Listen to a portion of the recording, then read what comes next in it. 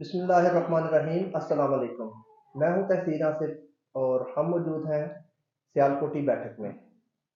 मैं हूं मियां रिजवान और हम आज इंशाअल्लाह पाकिस्तान की मौजूदा सियासी सूरत हाल पर गुफ्तगू करेंगे। इस वक्त जो भी पाकिस्तान के सियासी हालात चल रहे हैं उन पे हम आज इंशाअल्लाह गुफ्तगू करेंगे और ये बात हम देखेंगे कि मियां नवाज शरीफ के आने के बाद पाकिस्तान की सियासी सूरत हाल पे क्या असर मरतब हुए हैं। क्यों जी तसीम साहब? जी मियां साहब, आजकल पीपल्स पार्टी बड़ा वावेला कर रही है कि जी हमें लेवल प्लेइंग फील्ड नहीं दिया जा रहा, और साथ में बिलावल भुट्टो जरदारी साहब ने मियां नवाज शरीफ साहब को ये भी मशवरा दे दिया है कि लाहौर पर वो है तवज्जो मरकूज करें। इसके साथ जो मुझे जो नज़र आ रहा है, मेरे ख्याल में तो उनको सिंध की तरफ जो है उधर पहले तवज्जो देनी चाहिए, उसके बाद दूसरों को नहीं, वो मशवरे देने देखिए ना, कहने चाहिए। मैं आपको बात बताऊं, जी जी। देखिए कि ये बात तो आपको पता है कि एमपीएम मियां नवाज शरीफ साहब से जाती उम्र में मुलाकात करके गई है और उन्होंने मियां नवाज शरीफ के साथ इलेक्शन इकट्ठे लड़ने का ऐलान भी कर दिया है और मियां नवाज शरीफ साहब ने सिंध में मुस्लिम नून का सदर भी मुकर्रर कर दिया है और आपको पता है चंद दिन में मियां नवाज शरीफ साहब सिंध का दौरा भी करने वाले हैं। और चूंकि आपने देखा है बलूचिस्तान में जी जो बिल्कुल, मैं अभी वही बात करने जा रहा था बलूचिस्तान में कि वो जो, बलूचिस्तान में जो अभी हाँ, हालिया जो बिल्कुल बिल्कुल मियां बिल्कुल। नवाज शरीफ साहब का दौरा किया गया है, मेरा ख्याल है आपको नहीं लगता कि उस दौरे की वजह से ये सारी जो आप इसको कह लें कि सियासी हलचल में मजीद इजाफा हुआ है और इन सबको जो है वो थोड़ी सी फिक्र लाहक हुई है। नहीं, वो देखें पता क्या है कि जिस तरह बलूचिस्तान की विकटें नून लीग की दौर में उड़ाई गई थी उसी तरह उनको वापस मिली हैं। देखिए ना, ये पाकिस्तान की तारीख में मेरे ख्याल में पहली दफा है कि एक का दुक्का विकेट की बजाय 30 की 30 35 31 विकेटें मियां नवाज शरीफ के झोली में आ गई हैं। तो बिलावल को अब ये बात तो नजर आ रही है कि वो अपना ख्वाब देख रहा है मियां नवाज शरीफ की जगह लेने का। तो अभी तो मेरे ख्याल में बिलावल को मियां नवाज जी शरीफ वो की जगह नहीं मिलनी, खबरें तो क्योंकि गर्दश में है अभी कि जनूबी पंजाब में भी मियां नवाज शरीफ साहब अन करीब दौरा करने जा रहे हैं। उससे भी जो सूरत हाल है वो मजीद वाजे होने का इम्कान है कि जनूबी पंजाब में भी जो वो जहाज़ों में बिठाकर और जो वो सब जो मंजर एक हमें 2018 में नज़र आया था, क्या हमें वही चीज़ अभी 2024 के इलेक्शन में भी नज़र आएगी? नहीं, 2024 का इलेक्शन जो है ना, मेरी नज़र में, मेरी अपनी एक ज़ाती राय में पिछले इलेक्शन से बहुत मुख्तलिफ होगा। आप देखिएगा, जब जब 8 फरवरी इलेक्शन की डेट मेरे ख्याल इलेक्शन जी कमीशन जी ने दी बिल्कुल, है, आज वही पर फाइनल हुई है। बिल्कुल। लेकिन दिन ब दिन जब जब इलेक्शन करीब आएगा ना, तो आपको बहुत सी सियासी सूरत हाल बदलती, बहुत सी सियासी सिमतें बदलती दिखाई देंगी और बहुत से हालात आपको वाज़ेह होते नजर आएंगे। लेकिन ये है कि सिंध में असल में बिलावल को परेशानी ये हो रही है कि अगर जीडीए और एमकेएम नून लीग से इत्तेहाद कर गई और पाकिस्तान मुस्लिम नून ने वहां से 20-25 सीटें निकालने में कामयाब हो गई, तो बिलावल को जारी बात है, ये नजर आ रहा है कि वहां पे अगर कोलिशन गवर्नमेंट बन के पीपल पार्टी का खात्मा हो गया तो वो उसके लिए परेशानी का बायस तो बनेगा ना। ये तो हो गई हम जो सूरत हाल डिस्कस कर रहे हैं, इसमें पंजाब भी आ चुका है, बलूचिस्तान भी हम कर चुके हैं, सिंध की भी हम बात कर रहे हैं। खैबर पख्तूनख्वा में जो मुझे जहाँ तक नज़र आ रहा है, वहाँ पे जो कोलिशन गवर्नमेंट बनेगी, क्या उसको लीड जीयूआई पे मौलाना फजल रहमान की जमात करेगी? वहाँ पे जो जहाँ तक मैंने अभी तक जो उसको रीड किया है सारी सूरत हाल को, मुझे तो वो जो पलड़ा है वो जीयूएफए के पास गिरता हुआ नजर आ रहा है। उसमें देखा सूरत हाल तसीम साहब ये इस तरह होनी है मेरे ख्याल में, मेरी जाती राय है कि वहाँ पे गवर्नमेंट जो बनेगी ना वो कोलिशन ही बनेगी, लेकिन वहाँ पे जेजुआई फे की गवर्नमेंट वो बनाएंगे, उसमें परवेज खटक का बड़ा किरदार होगा। उसको उसका पैचअप मौलाना फजल रहमान से करवाया जाएगा।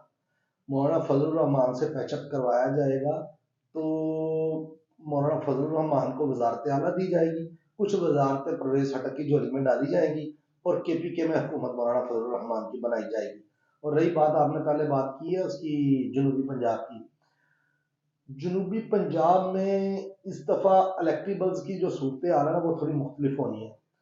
आपको पता है अब सोशल मीडिया का दौर है, ये असल में ये जो 2018 से 2022 का जो टन्योर गुजरा है ना, इस टन्योर ने लोगों को बहुत सी चीजें वाज़ह करके भी दी हैं।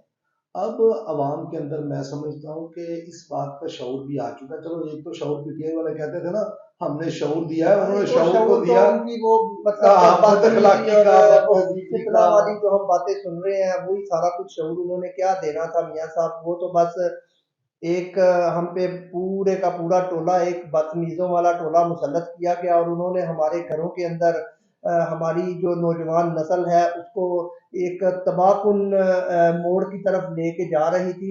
हमें तो अल्लाह ताला का शुक्र अदा करना चाहिए कि हम जल्दी ही इस बात का जो है वो फैसला हो गया है कि हम ठीक सिमत चल पड़े हैं। देखें, मैं आपको एक बात बताता हूँ। इमरान खान ने जो डायलॉग अपने स्टेज पे खड़े होकर बोले थे ना, वो डायलॉग लोगों के दिलों में घर कर गए थे। वो अलग बात है कि उन उन उन बयानात पे अमल हुआ या नहीं हुआ, या उसके पसे पर्दा वो गवर्नमेंट को, इमरान खान या उस्मान बुजदार पंजाब को कैसे चलाते थे, बड़ी लंबी बहस है। तसीम साहब ये बड़ी लंबी बहस है। ये तो इमरान खान की गवर्नमेंट के ऊपर आप तो आज बात हम कर रहे हैं, सियासी बैठक के अंदर बात कर रहे हैं। ये तो कितने दिन हम इस पर गुफ्तगू करते रहे तो मेरे ख्याल में उसकी बात नहीं खत्म होगी। मैं सोचता हूँ कि मियां नवाज शरीफ के आने से जो तब्दीली आई है उस पर हमें अब गौर करना चाहिए। पता क्या है, मियां नवाज शरीफ एक सोच का नाम है और वो सोच पॉजिटिव है। जैसे इमरान खान ने लोगों को ये बात बताई ना कि इमरान खान एक सोच का नाम है, एक विजन का नाम है, होगा, लेकिन नेगेटिविटी का, मैं इसमें बद अखलाकी का, मैं एक इसमें एक मिनट एक बात एक मिनट मैं आपको एक बात वादा कर देखूँ जरा। वो विजन होगा, सोच होगी बद अखलाकी की, बद तहजीबी की, और इस बात की कि ऐसा लोगों के ज़हनों में बात को डाला गया है कि झूठ को इतनी दफा आपने फैलाना है, इतनी दफा आपने फैलाना है कि वो सच लगने लग जाए। अब मियां नवाज शरीफ की जो तबीयत है या मियां नवाज शरीफ का जो विजन है, ये सोचना इमरान खान से बिल्कुल मुख्तलिफ जी है मेरी बिल्कुल, नजर। उसका वो मैं आगे भी बात करने लगा था। माजरत मैंने आपकी बात काटना चाहिए क्योंकि मेरे एक ज़हन में एक बात आई, मैंने कहा उसको बिल्कुल ज़रा कर दूं कि अभी जो हालिया जो मैंने नोट किया है और जो हमारी जो ओवरसीज कम्युनिटी भी बहुत ज़्यादा उस तरफ मुतासर हुई हुई थी जब मियां नवाज शरीफ साहब पाकिस्तान में आए हैं और उनकी जो पहली तकरीर थी जो उनके जलसे के अंदर उन्होंने अपनी तकरीर की है बिल्कुल उसके बिल्कुल अंदर उन्होंने बिल्कुल काफी ज्यादा अगर ना भी बोलें तो 50% ऑफ दी जो पीपल थे जो इस चीज को नहीं समझ रहे थे, उन्होंने मियां नवाज शरीफ साहब की जो ज़रफ है और उनके बड़ेपन को सराहा है कि यार ये लीडर जो है ये तो बिल्कुल मतलब अपने मुखालफिन का नाम भी नहीं ले रहा और ये एक विजन पेश कर रहा है, ये एक सोच अवाम के अंदर पैदा कर रहा है। ये अवाम को ये नहीं बता रहा कि मैंने उसको पकड़ के जेल में बंद कर देना है या मैंने उसको पकड़ के इंतकामी सियासत की इंतकामी बात नहीं की। सियासत की बात की बजाय उन्होंने बाकायदा एक रोड मैप दिया है और ये कहा है कि हम लोगों की कारकर्दगी ये थी और हम इंशाल्लाह 2017 वाली जो हुकूमत जिस लहज पे हम उसको लेके चल रहे थे उसी को हम आगे लेके चलते जाएंगे। लेकिन मेरे ख्याल में ये क्रेडिट भी पाकिस्तान मुस्लिम लीग नून को ही जाता है कि जब जब इलेक्शन आए हैं, एक वाहद पाकिस्तान मुस्लिम लीग नून की जमात है जिसके पास अपनी कारकर्दगी बता के वोट लेने का जवाब है उनके पास। यानी उनके पास इस बात का वो इकादा करते हैं कि वो कहते हैं हमने फला प्रोजेक्ट्स लगाए, हमने इतने हॉस्पिटल बनाए, हमने इतनी यूनिवर्सिटियां बनाई, हमने फला मेगा प्रोजेक्ट्स बनाए, हमने सी पैक बनाया, हमने, यानी लातादाद सैकड़ों की तादाद में प्रोजेक्ट्स है जो मुस्लिम लीग नून हर द्वार में बता सकती है। अब इसके बरक्स क्या है, आप पीटीआई से पूछ लें, उनको अगर आप बात करें कि 5 कोई प्रोजेक्ट्स बताएं तो वो अपने प्रोजेक्ट्स नहीं गिनवा सकते। जी बिल्कुल, इसी तरह ही हम अगर इस बहस के ऊपर मेरा ख्याल है हम एक पूरा जो है प्रोग्राम कर सकते हैं, आप उसको प्रोग्राम कह लें या आप कुछ भी एक बैठक कह लें सियालकोटी बैठक में। ये तो एक लंबी बहस छिड़ जाएगी। आपने बिल्कुल बजा फरमाया कि जी अगर हम मियां नवाज शरीफ साहब के कारनामे गिनवाने लग पड़े और जो साबका जो 3-4 साल का जो इमरान खान साहब का दौर था अगर हम उसकी बात करें तो वो तो पाकिस्तान को पीछे धकेल के और वो इस लहज पे ले गए थे कि जैसे ही ये पीडीएम की गवर्नमेंट आई है तो उन्होंने कहना शुरू कर दिया था जी कि श्रीलंका बन चुका है, श्रीलंका बन चुका है।